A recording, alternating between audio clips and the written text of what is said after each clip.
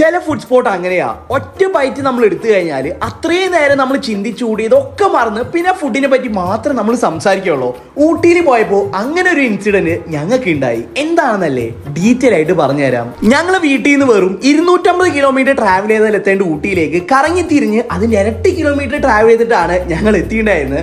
എവിടെയാണ് ഞങ്ങൾക്ക് പാളയെന്ന് ഡിസ്കസ് ചെയ്യുമ്പോഴാണ് ഇങ്ങനെ ഒരു ബിരിയാണി എത്തുന്നതും ഒരു പിടി കഴിച്ചതിന് ശേഷം പിന്നെ ട്രാവൽ ചെയ്തതിനെ പറ്റി ഒരാൾ പോലും ഡിസ്കസ് ചെയ്തില്ല. മൊത്തം ഫുഡിനെ പറ്റി മാത്രമായിരുന്നു.